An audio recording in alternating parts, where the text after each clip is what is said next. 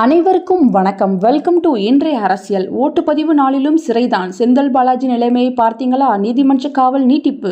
அமலாக்கத்துறையால் கைது செய்யப்பட்டு சென்னை புழல் சிறையில் அடைக்கப்பட்டுள்ள முன்னாள் அமைச்சர் செந்தில் பாலாஜி நீதிமன்ற காவல் 33வது முறையாக நீட்டிப்பு செய்யப்பட்டுள்ளது. இதனால் நாளை லோக்சபா தேர்தல் நடைபெற உள்ள நிலையில் அவர் சிறையிலேயே இருக்கும் சூழல் ஏற்பட்டுள்ளது. முதல்வர் ஸ்டாலின் அமைச்சரவையில் மின்சாரம் மற்றும் மதுவிலக்கு ஆயத்தீர்வைத்துறை அமைச்சராக இருந்தவர் செந்தில் பாலாஜி. இவர் அதிமுக ஆட்சியில் போக்குவரத்துறை அமைச்சராக இருந்தபோது வேலை வாங்கி தருவதாக கூறி பண மோசடி செய்த வழக்கில் அமலாக்கத்துறையால் கடந்த ஆண்டு கைது செய்யப்பட்டார். செந்தில் பாலாஜியை அமலாக்கத்துறை அதிகாரிகள் கஸ்டடியில் எடுத்து தீவிர விசாரணை நடத்தினர். அதன் பிறகு தற்போது அவர் புழல் சிறையில் அடைக்கப்பட்டுள்ளார். இந்த நிலையில்தான் செந்தில் பாலாஜி தனது உடல்நிலையை காரணம் காட்டி சென்னை மாவட்ட முதன்மை அமர்வு நீதிமன்றம் முதல் உச்சநீதிமன்றம் வரை ஜாமீன் கோரினார். ஆனால் நீதிமன்றம் அவருக்கு ஜாமீன் வழங்கவில்லை. இதனால் செந்தில் பாலாஜி தொடர்ந்து சிறையிலேயே உள்ளார். அவரது நீதிமன்ற காவல் 32 முறை நீட்டிப்பு செய்யப்பட்டுள்ளது. இந்த நிலையில் தான் அவரது நீதிமன்ற காவல் இன்று நிறைவுக்கு வரவுள்ளது. இதையடுத்து இன்று விசாரணை நடத்திய சென்னை நீதிமன்ற முதன்மை நீதிமன்றம் அவரது நீதிமன்ற காவலை 33வது முறையாக நீட்டிப்பு செய்தது.